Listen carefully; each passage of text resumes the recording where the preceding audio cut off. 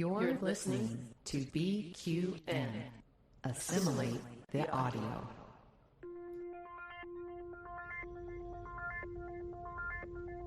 Engage. 78 years have passed since the days of the original USS Enterprise. Now a new Galaxy starship has been designed.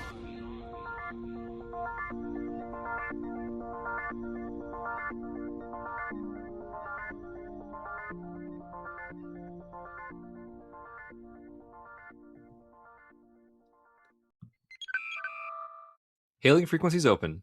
Welcome to Galaxy Class, a Star Trek The Next Generation podcast on BQN. I'm Ambassador Steven. And I'm holo photographer Stefan.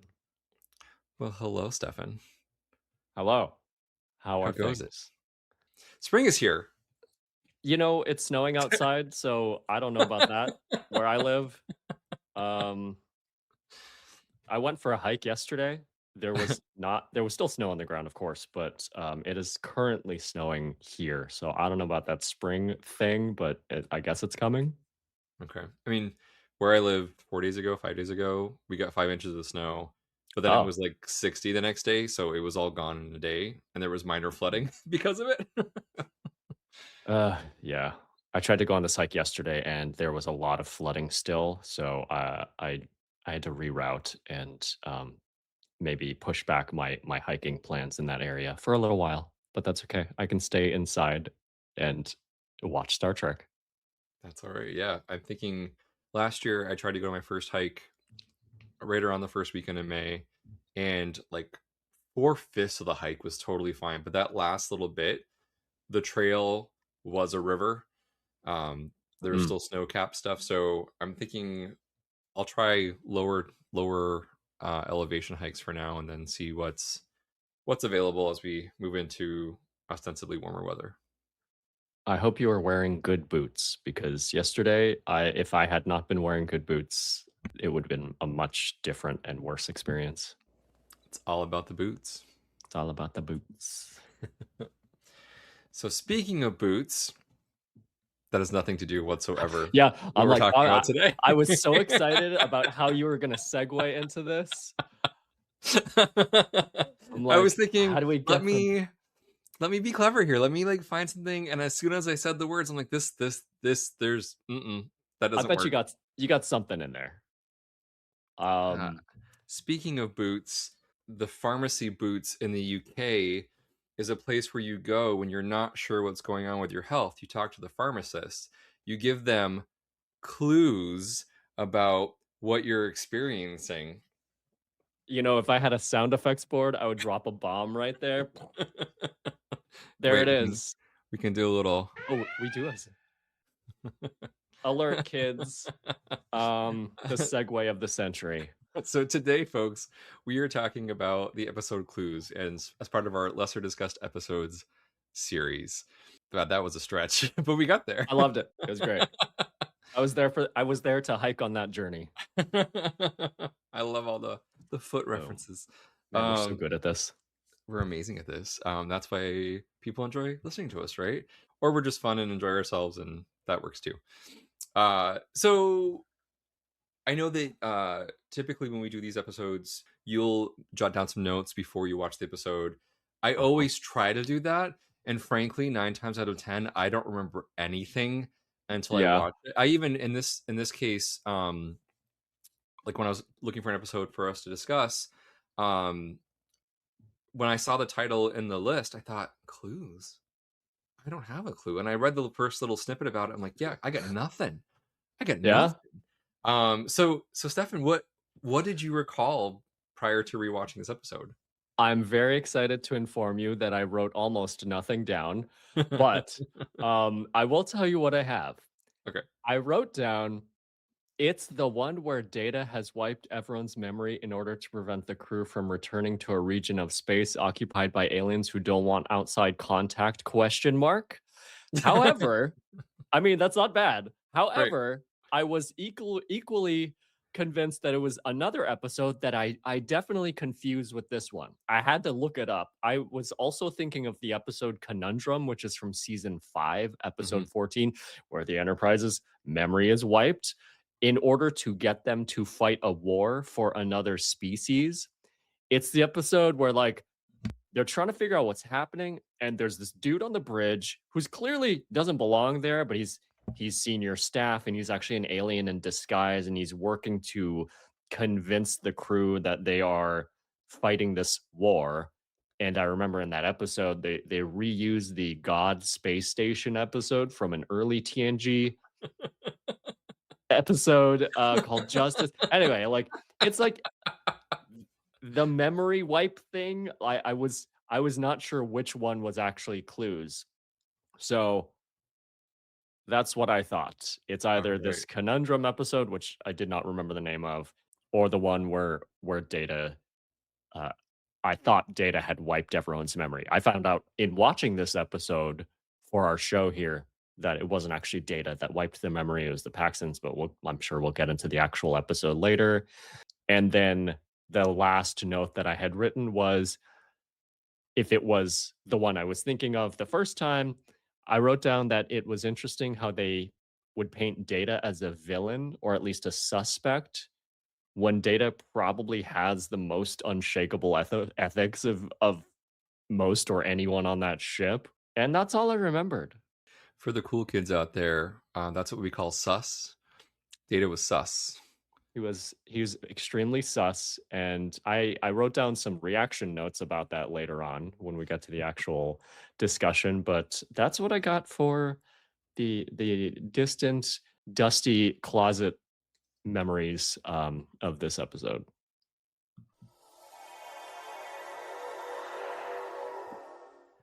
Let's go into a little episode summary.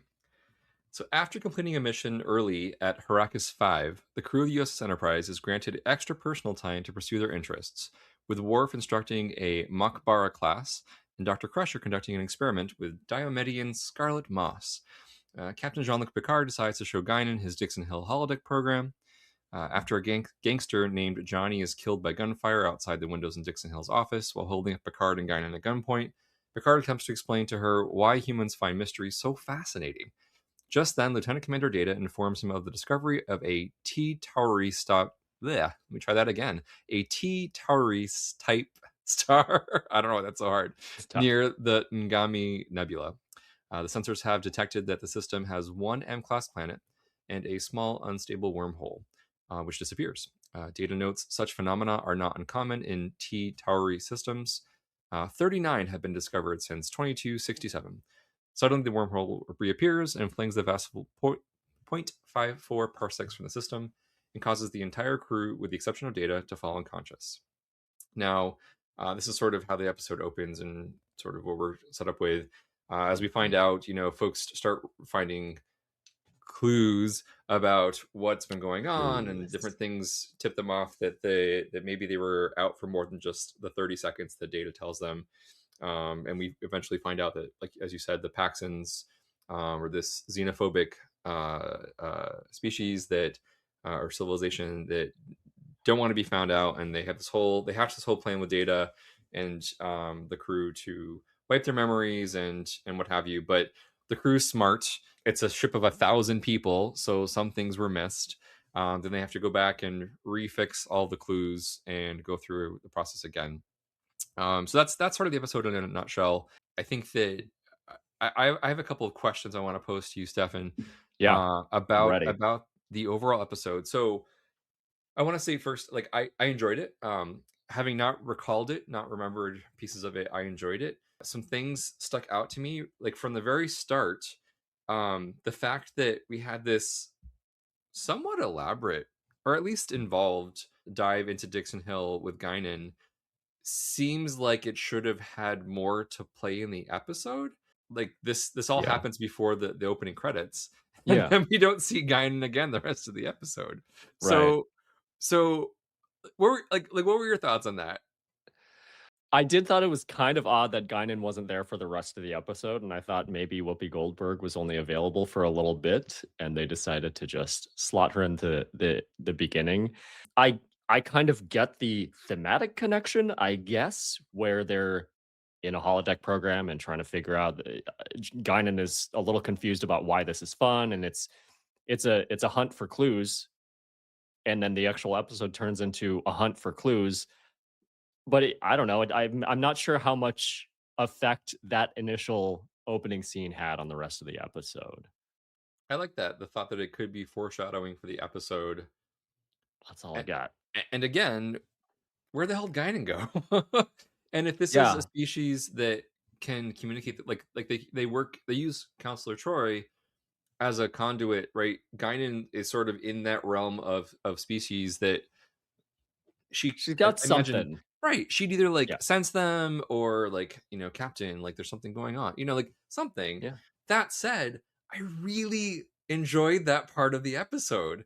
Yeah, I love did Guinan's too. reactions, right? Like her. Me too. You know, Can I go on a tangent about that? please go ahead. Here's my tangent about that. You were at STLV last year, yes? Mm-hmm. Of course you were. We were hanging out. So last year at STLV, there was a Strange New Worlds panel where Martin Quinn, who plays Scotty on Strange New Worlds, was talking about how he hates board games.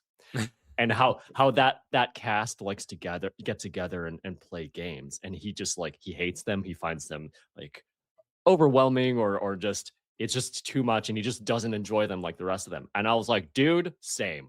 Personally, I'm not a board game person. I'm not a like complicated card game person. It's not for me. So in this opening scene, when Guinan was like, why do we do this? And then Picard's like, oh, it's a mystery. And Guinan's like, and that's the fun part. Okay. I was like, yes, Guinan. I would also be like, I could do something else with my time. So I did love that opening scene as a relatable moment for me personally. I think I also appreciated, you know, because Guinan is often in 10 forward, specifically in 10 forward behind the bar. It was nice to see her like be able to expand her role a little bit.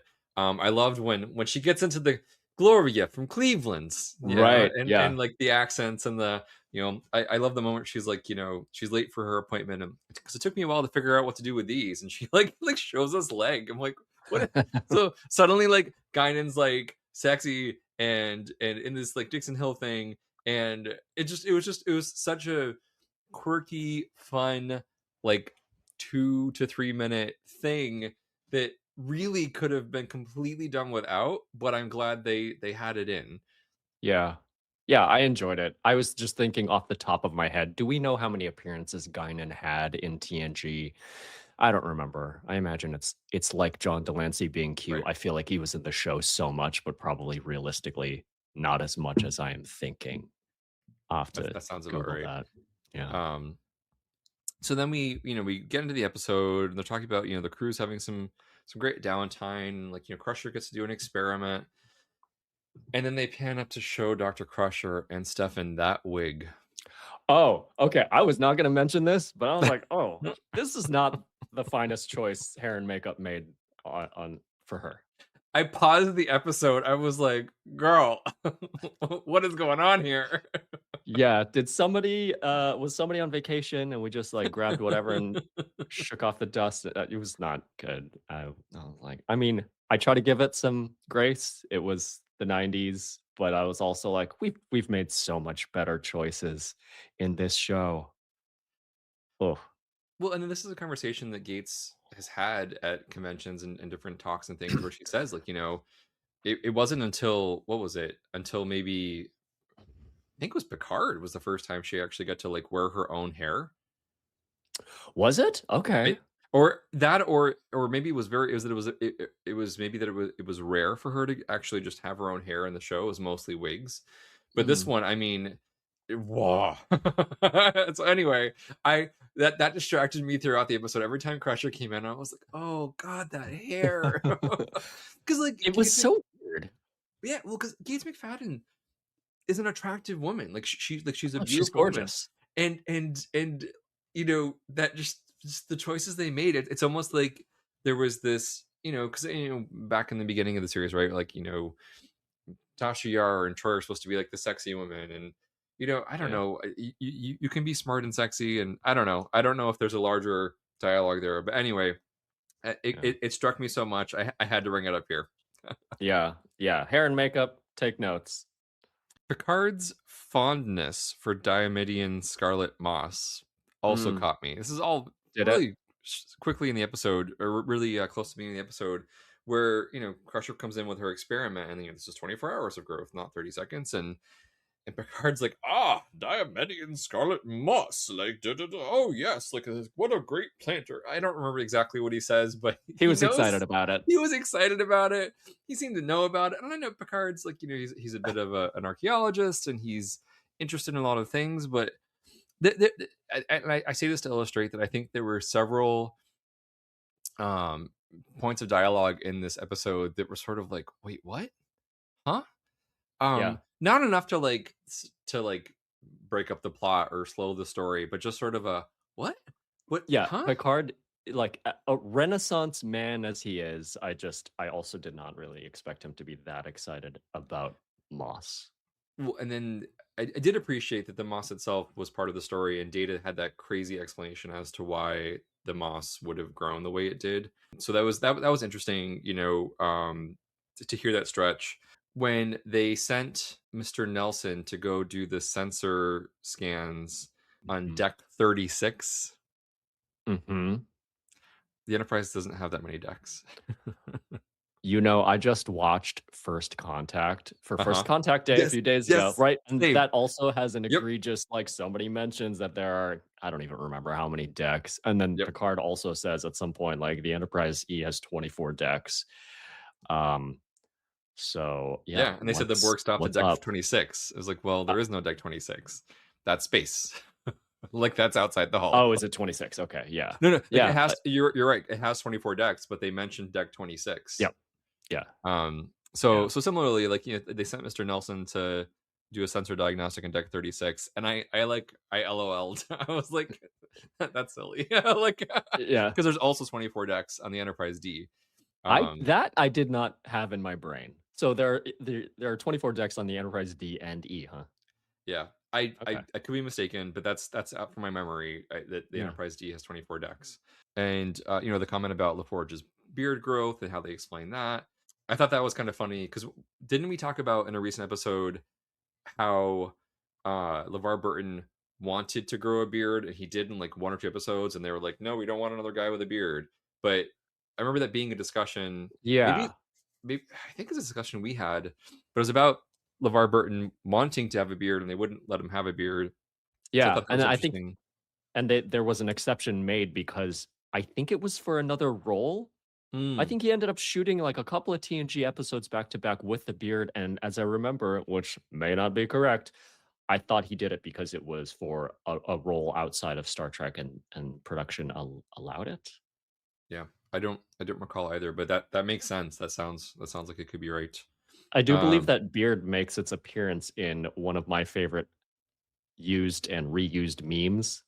The one where there's the one frame where Geordi is pointing, or no, Geordi has got his hand up, like rejecting something, right? And then you insert something rejected, and then he's pointing approvingly at something. Yeah, I think that is from one of the couple of beard episodes. I'd have to look at the meme again, but I could be wrong about that. Anyway, this is not a meme podcast.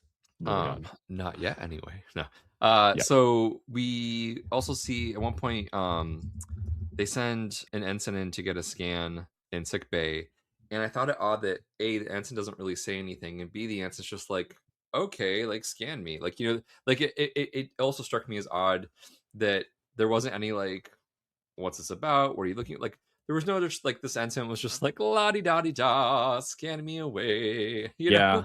It just, again, it was one of those things. I think that, again, I really overall enjoyed the episode, but there were all these little snippets of things, and I'm like, wait, that doesn't make sense.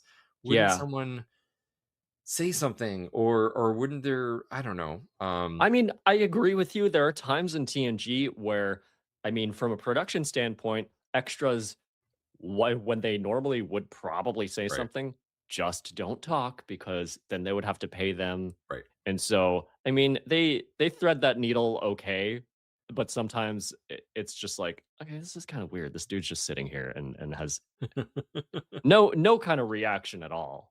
Right. Or no verbal reaction anyway. But, Well, in my next note here, I literally wrote, Data, do, it's a mystery. Like, 'cause they keep kind of checking in with Data, right? And he's like, this is a mystery.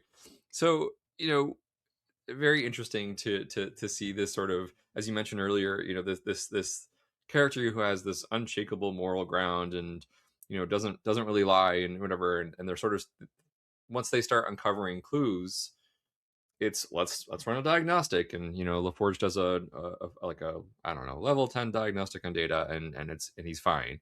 And Yeah. but they talk about, so something that I found interesting, a feeling I experienced early on when they catch Data, right, and he's lying, I found that to be very unsettling. Oh my gosh, I wrote this note down too. If you want to Yeah. go first, please. But I wrote. Yeah, no, I something. just it was really just that, just that, like, I had a reaction to it. It felt really uncomfortable. It was incredibly unsettling to witness Data lie. Yeah. Yeah. Yeah, the what I wrote down was the scene where Geordi and Picard are in Data's quarters, and Data's guilt or lying eyes looking up at Picard, standing over him, like he's in trouble, and like maybe he knows he's doing something wrong, maybe not wrong, but he's doing something, he's having to lie for good reasons to his crew. And that facial expression, like I am not used to seeing that on Data's face. Mm-hmm. Right? He's usually the more of a steady character, and it really was kind of unsettling, and a different thing that we see from the character normally. Definitely. I also noted that this is one of the rare occurrences of us seeing the inside of Data's quarters. I wrote something down about that too. I was like, Data has these, Data has these quarters that I think are a reuse of Captain Kirk's quarters in the TOS movies, particularly 2 and 3, I believe, where it's that sort of tube shape or round shaped quarters, or at least part of the quarters are shaped like a tube. Mm-hmm. And I've always thought, why does Data have those quarters? Are those suboptimal quarters that other people don't like, and Data just doesn't care? He's like, I don't really need the big window space or whatever. I don't, or maybe he has a window, I don't know. But his quarters are definitely different from everybody else's, and I wonder what into the choice of that. Yeah, his quarters seem more like his personal office than an actual, like, apartment for a crew member. Yeah. So also during that scene, they make the needs of the many reference, which I thought was interesting. I think there's correlations, between Data and Spock, right? So like they needed a Spock-like character in TNG, and Data sort of filled that role. And he made a comment about the needs of the many, and I thought that was interesting. Now when Picard orders Data to directly answer questions, and then so this is so he's ordering to directly answer questions, but then Picard asks him what he should do, and he talks about, do I court-martial you? And there's the quote that you do realize, Data, that you'll be stripped down to your wires to find out what the hell went wrong. And Data says, like, I understand, right? Like, I get that. Yeah. So here's Data, I think, and so that moment, that line made me think about the Next Generation crew in general, and how many times Data is willing to, and eventually does, right, sacrifice himself for the good of his crew. And in this moment, unflinchingly, I understand, sir. Like he knows that they might destroy him because of how he's acting in this, but his silence will guarantee the safety of his crew. And I just thought that really, it struck me as much more poignant in this rewatch than it had in the past. I think because of the larger context of, in the end, Data does sacrifice himself for Captain Picard. Yeah. And that's sort of one of the things that makes him very human. Exactly. Yeah. Yeah. Yeah. I appreciated the moment when Picard is on the bridge with Data, and he's really trying to get down to what's going on. There's like what happened with Worf's wrist, and what's going on. Like, Picard realizes that maybe they're in a struggle for their lives, or something's going on. And I particularly savor the moment when he realizes, orders. Wait, did Starfleet Command get in touch with you while we were out? And when Data finally has to admit that Picard, you did, sir. Picard ordered him to do that. And there's a part of me that was so incredibly frustrated because, as you mentioned earlier, why are we not trusting Data? Why is this person who's been so trustworthy, loyal, reliable, right? And suddenly, instead of Picard, like, we must leave, sir. We must leave, sir. And they just don't. There's this moment of like, I understand, or I think I can understand as a captain wanting to know what's going on, but also clearly something's up. Yeah. This person whom you would trust your life with and do many times is telling you we need to go, and they won't let it alone. And so when then Troy comes on the bridge and she's inhabited by a Paxton, and I'm like, damn it, Picard, like, just trust your guy. Yeah, I want to talk about that moment for a second, because I thought that was really brilliantly done, and I did not remember it being this well done. So like you said, on the bridge, Picard is asking Data who gave the order and really demanding the truth from him. And there's a really tense pause after Picard very pointedly asks Data who gave him the order. And then Troy comes onto the bridge, and we know she's been possessed, right? So a viewer might see her coming onto the bridge and be like, oh crap. She's going to be like, I gave the order, or, I'm telling Data what to do now. But that rug is ripped out from under our feet, and it's like, Data says, no, it was you, Picard.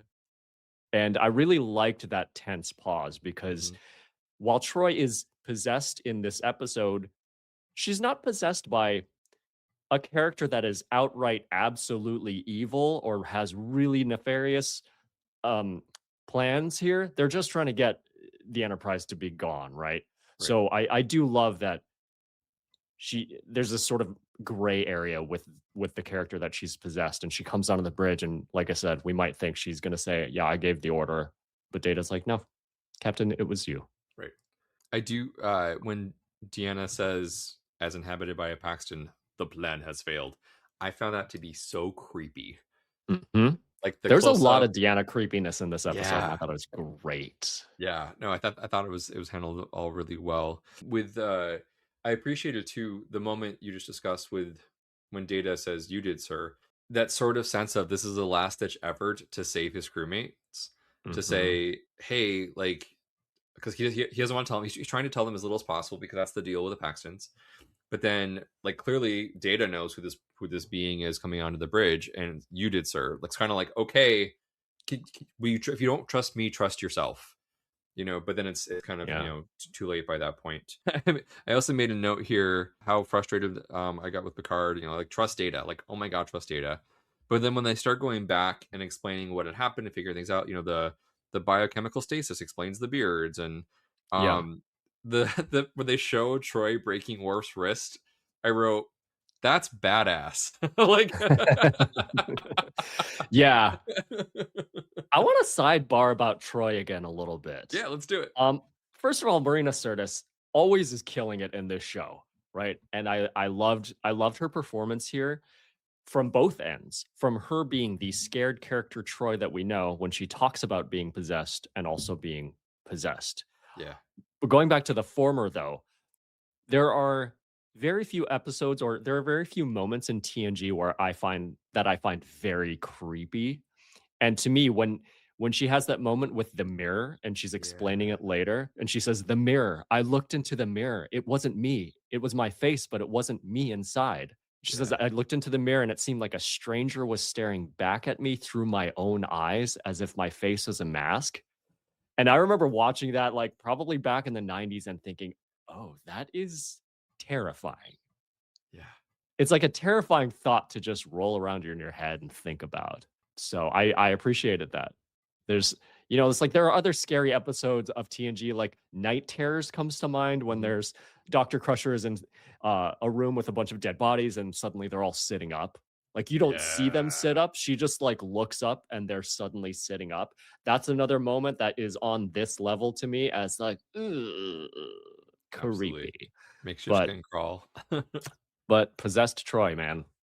Good stuff. With the the discussion that ensued about, what's happening, and like, you must be destroyed, and Picard's like, no, wait, like, we have it. We know which clues we missed. We know what we utilized to figure out what had happened. We can now fix that again, do this thing again to us.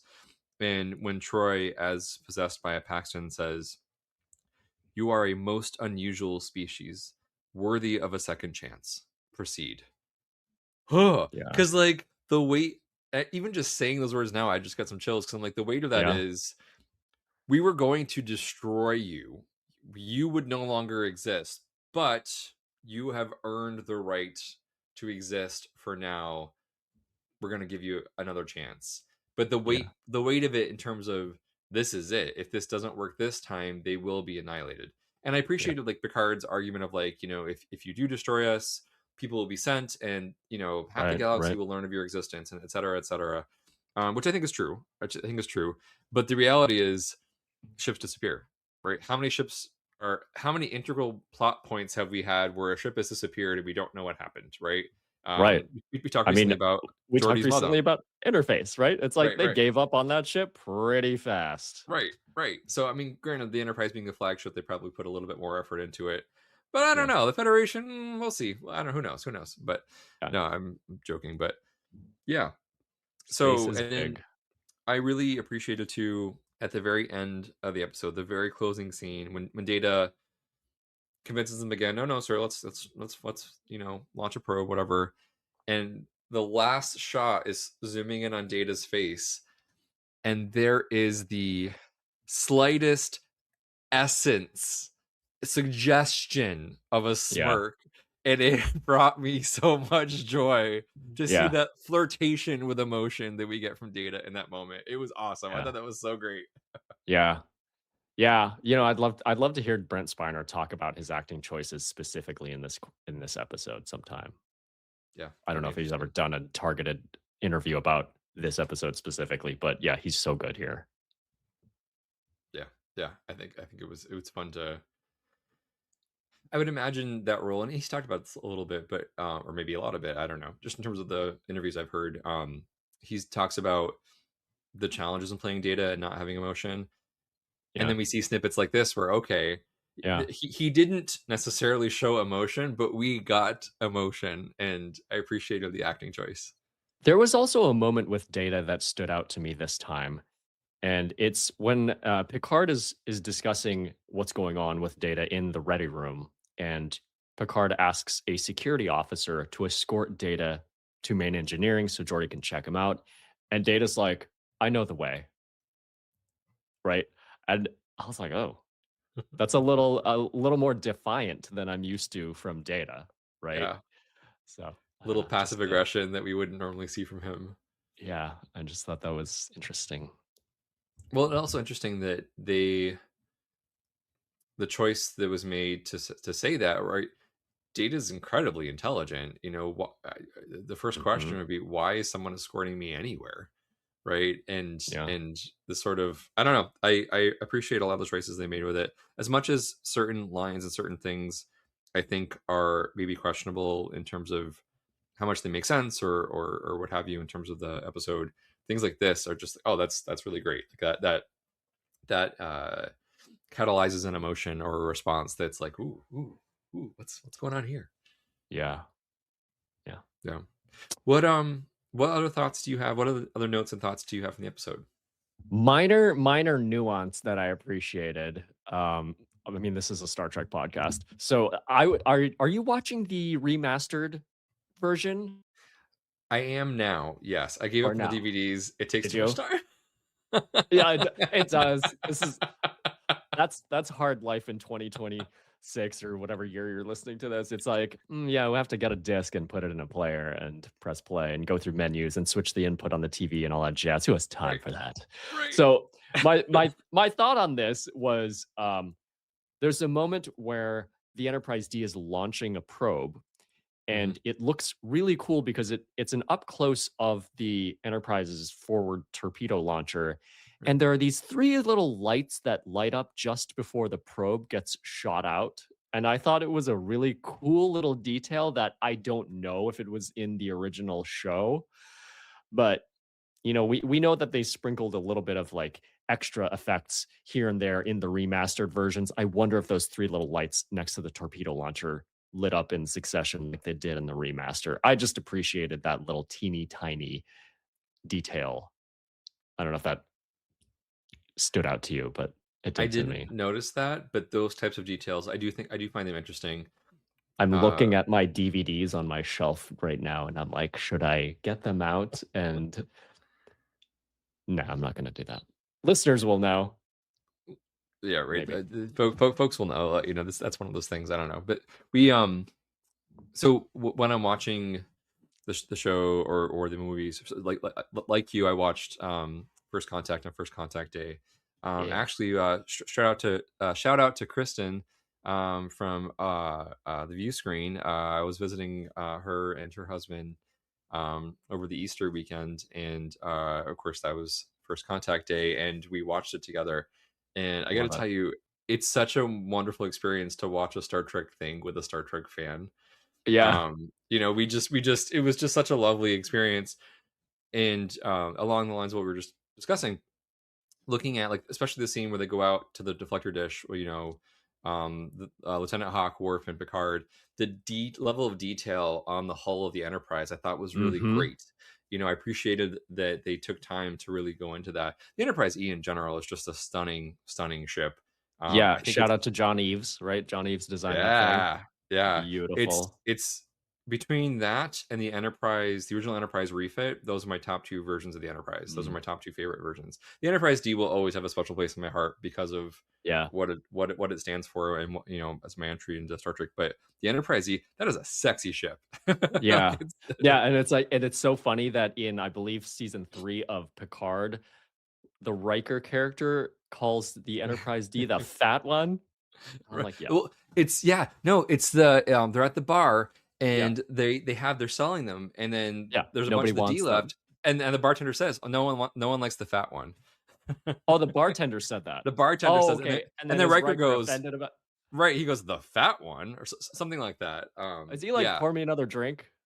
Something like that. I've only watched that season 4 or 5 times. I should know this by now.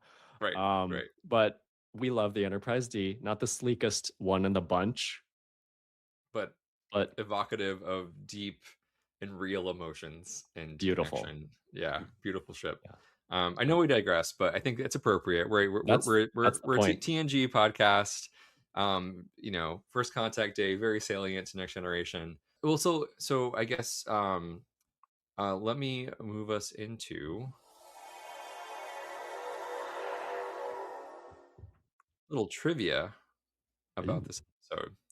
This is the first time that Worf's Makbara classes are seen in an episode. I did not know that. Alyssa Ogawa is given her first name in this episode. Prior to this, she's always been Nurse Ogawa.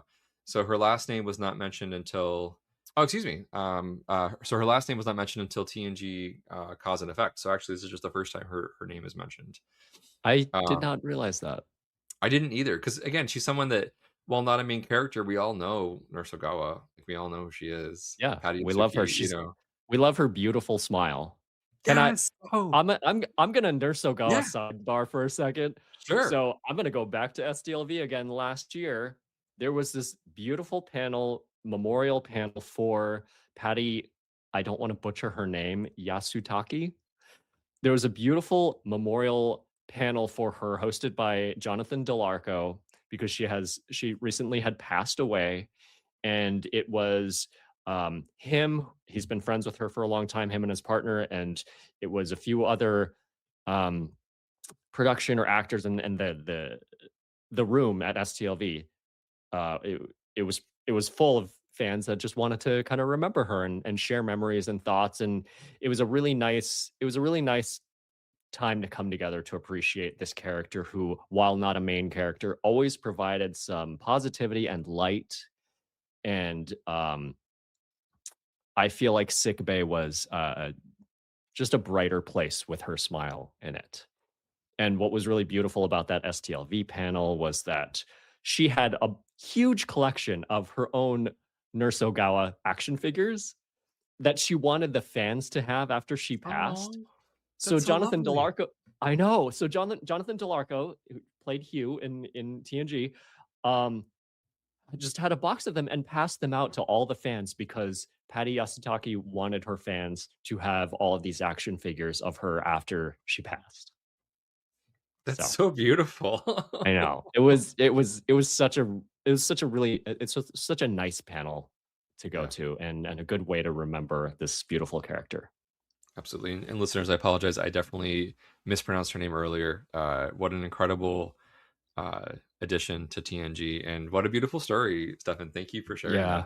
That's really lovely. It was wonderful. So Michael Pillar remarked, I really loved that show. It's one of my favorites of the year. It was a perfectly realized classic mystery put together in a Star Trek format, which came together into a very satisfying episode. And that's from Captain's Logs, The Unauthorized Complete Trek Voyages. In 2012, which feels kind of funny, that's like forever ago now, but in 2012, back in the day, right?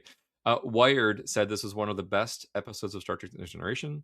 In 2016, Vox rated this one of the top 25 essential episodes of all Star Trek.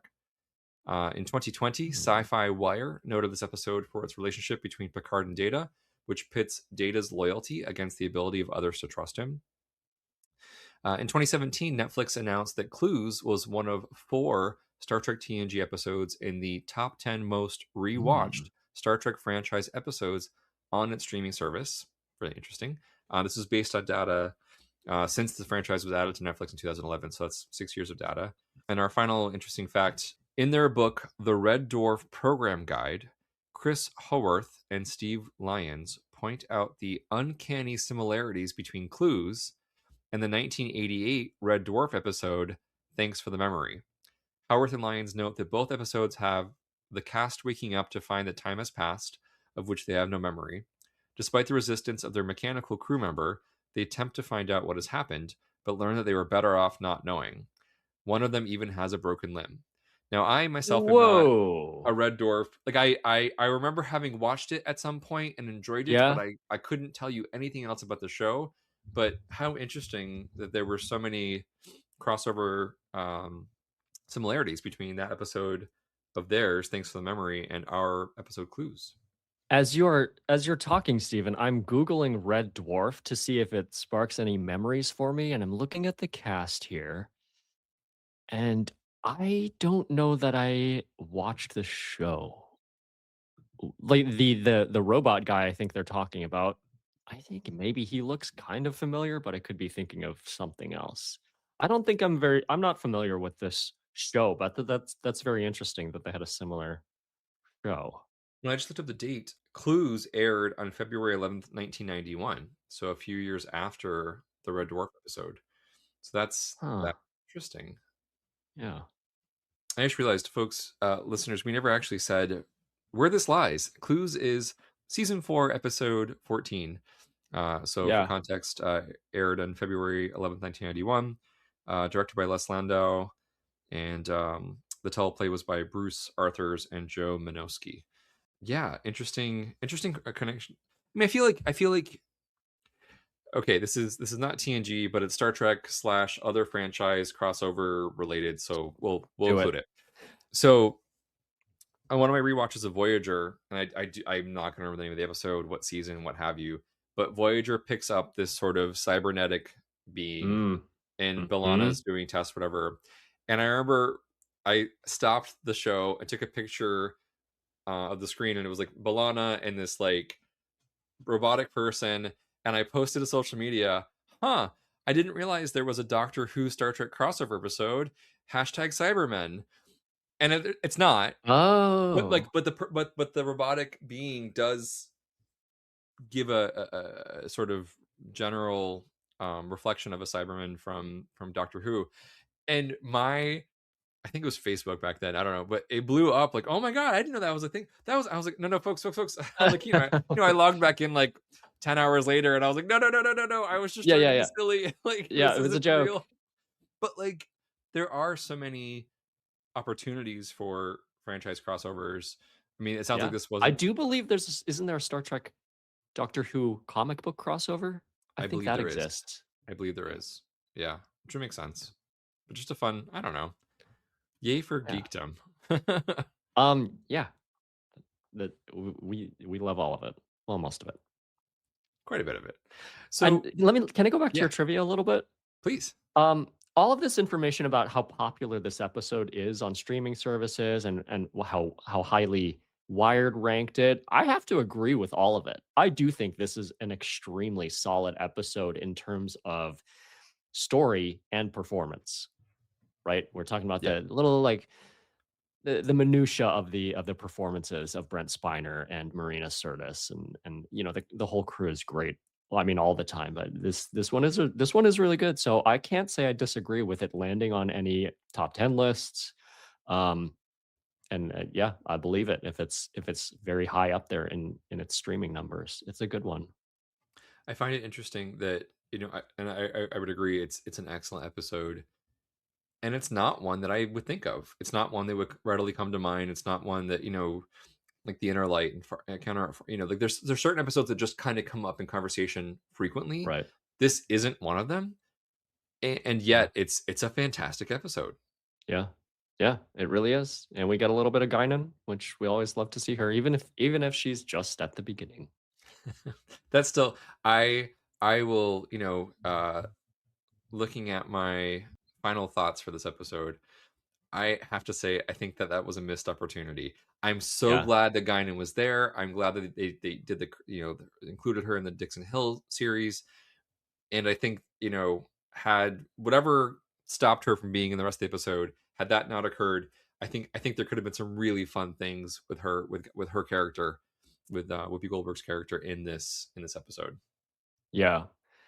I guess what I would have to say is my final thought is, do I need to go hunt through my deleted scenes on the remaster Blu-rays to see if there was a Guinan moment later in the episode that they cut? Oh. Would there be? I mean, if I'm producing TNG in the 90s, am I going to cut Whoopi Goldberg? Probably not. So I'm going to guess there aren't deleted scenes, but maybe there were some written initially in the early drafts of this episode. I don't know. That's Much of a nerd as I am, I'm not going to go hunting that down. That will be my thought to experiment and think about. Now we move into our segment of Collector's Card Roulette. Stefan and I each have some Star Trek collectible cards at our disposal, and so we pick one and discuss what may be connecting it to TNG. If it's a TNG card, it's what we think about it. If it's not, how do we connect that? Stefan, do you have some cards that you can select from today? I never leave home without them. Actually, I do. They are always at my desk, so I will go ahead and pull the next one, and that is The card is titled Sulu and the Samurai. It's an image of Sulu from the original series. Listeners, you can't hear this, obviously. I'm going to try to hold this up so Steven can see the art. I hope you can at least see it a little bit. Yeah. It's sort of a cloudy background. On one side is a samurai, on the other side is Sulu holding up a phaser pointed at the samurai. And this card is from, as usual, what we're pulling right now is the Star Trek Edition Skybox Master Series. I think these came out in 93. Yeah, 93. This is card number 63 of that set. The artist of this is Sonia Helios.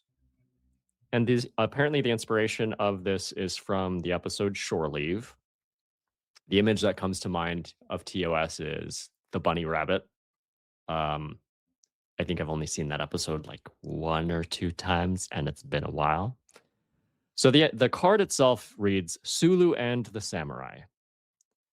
It was fun to paint these two warriors from the same tradition in different times against a timeless, surrealistic background. That's the artist. And it says, Sulu's brief battle with the samurai takes place in Shore Leave, in which memories and desires materialize as realities on a lush recreational planet. Little is known about Sulu, who first appeared on board the USS Enterprise as a physicist. and was later transferred to helm duty. In addition to the fencing skills Sulu displays, he is also a master of martial arts. His swashbuckling background is what accounts for the appearance of the fantasy samurai.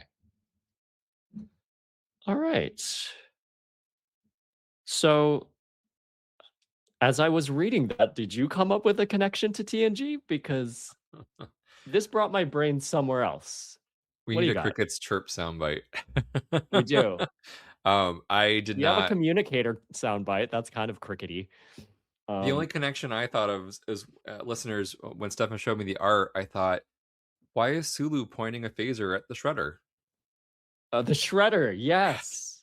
It looks like the Shredder from TM. If you can connect Ninja Turtles with Star Trek, that would be amazing.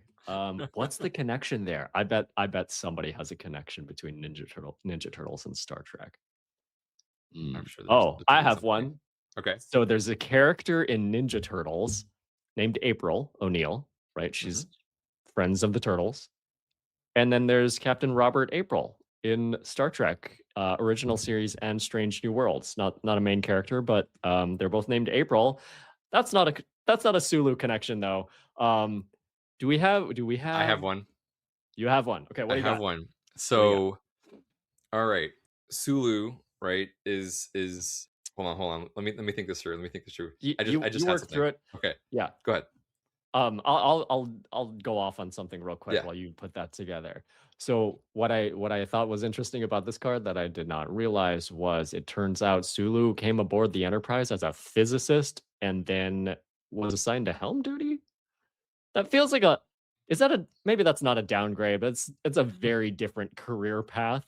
Yeah. I don't remember dialogue referring to this in the series, but I've watched through TNG probably one time fully and then seen a handful of episodes numerous times. Yeah, I think similarly, the original series is not one that I rewatch often, but I assume I've seen everything at least once. But Star Trek and Teenage Mutant Ninja Turtles connection. The show The Big Bang Theory frequently has guest stars from Star Trek. LeVar Burton's on it. Will Wheaton's on it. I believe there's Leonard Nimoy was on it. You know, as a voice. I think he voiced his character. He voiced his figure. But there's lots of connections to Star Trek and Big Bang Theory. Chuck Lorre, who is the creator and executive producer of The Big Bang Theory, wrote the theme song for Teenage Mutant Ninja Turtles. Yes. What? Yes. Whoa, okay. Mind blown. I did not know that. And it's something to this day he's still proud of. Yeah. That's like I was at a talk he gave recently, maybe I guess about a year ago now, and he mentioned that he left college. So he actually attended the college that I graduated from. He left 2 years in to pursue his music career, and his claim to fame, success-wise as a musician, is writing the Teenage Mutant Ninja Turtles theme song. There's our Star Trek and Ninja Turtles connection. You're welcome. All right, I love it. I was going to go somewhere not else so much, but yeah.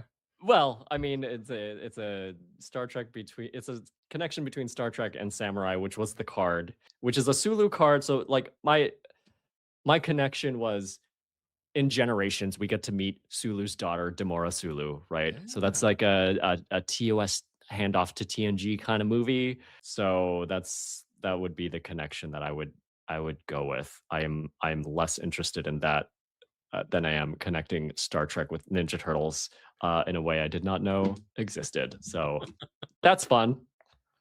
Listeners, this is why we do what we do. We just find fun, random connections and talk about things that make us happy. Boom. Across the universe. Incoming transmission. What's happening on BQN, you ask? We're not just a network. We're a universe of exploration, entertainment, and deep dives into the topics you love. Here's your star map to the sonic adventures awaiting you. Let's chart the Star Trek cosmos with all good things. Embark on a comprehensive journey through the entire Star Trek universe with the insightful crew of Amy, Christos, Kelvin, and Kristen. From classic to current, they cover it all. Galaxy class, engage! Steven and Stefan pilots this Alpha Quadrant mission, meticulously covering all aspects of Star Trek: The Next Generation. Infinite diversity. Stay current with the newest Star Trek frontiers alongside Chrissy and Thad. Union Federation. Whether your allegiance lies with Starfleet or the Planetary Union, Kyle, Kevin, Amy, and Haley offer a unified front, discussing both current Star Trek and the truly Trek at heart, the Orville. Crack open that book with Peter and the Trek Book Club podcast. Delve into a rich tapestry of Star Trek's beta canon. What's the tea, Bev? Christo spills the latest Trek news and fandom insights with an essential LGBTQIA+ perspective, complete with engaging guest interviews. Our visual voyages that you can find on YouTube as well as podcasts are Trek Masters.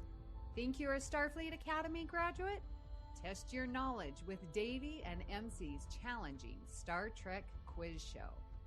And the View Screen. Tune in live on Sundays for your dose of a Trek-inspired talk show. Kelvin and Amy host new 8-week seasons each spring and fall. But beyond the final frontier, we have Bargain Bin Gamer. Davey and Mitch, your self-proclaimed gamer guides, lead you to digital treasures, unearthing and reviewing the most affordable video game gems. Cinema Z. Grab your metaphorical popcorn for Mark and Matt's cinematic deep dives, unearthing overlooked films that demand your attention. History with the Szilagys. In order to never repeat it, tune in as Chrissy and Jason deliver bite-sized snippets of historical events from around the globe and transformational journeys. Host Lex Rosa explores what it means to embrace authenticity in the face of societal expectations. You can unlock deeper levels of engagement with our exclusive patron perks. The Hive Mind is where you can join our random script readings, live reaction shows, and roundtable discussions. You can also now watch All Good Things as an extended video edit and get a background look into the creation of a podcast. Also, check out our back catalog of It's Green and Amy's Math Moments. Stay connected to our ever-expanding galaxy of content by following BQN Podcasts on Instagram, Bluesky, YouTube, and Discord. We appreciate you choosing BQN to fill your auditory needs. Thank you for listening. Assimilate the audio. We would love to hear what you thought of today's episode and hope you'll join us on our Facebook group, the BQN Collective, BQN Podcasts on Bluesky, or our Discord server to continue our discussion there. Links can be found in the show notes. Priority 1 message from Starfleet coming in on secured channel. Here on BQN Podcasts, you will never hear commercials on any of our shows. If you'd like to help us keep our shows coming to you each week ad-free, consider becoming a patron of the network on Patreon. For just $1 a month, you can join our Let's Fly reaction show, script readings, and other perks. Visit patreon.com/BQN for all the details. If becoming a patron isn't your thing, you can still support the show by sharing our posts on social media, talking about it with your friends, or hitting the subscribe button on Apple Podcasts or wherever you get your podcasts, and leaving us a star rating and written review. That helps others to find the show. At this time, we would like to thank our very own associate producer, Jim McMahon, and a special thanks to Mark White for our show artwork. We are so grateful for your support. And to all of our listeners, we send out a heartfelt thank you. Thank you for beaming aboard the Galaxy class. And until next time, make now always the most precious time. And if we're going to be damned, let's be damned for what we really are. Engage.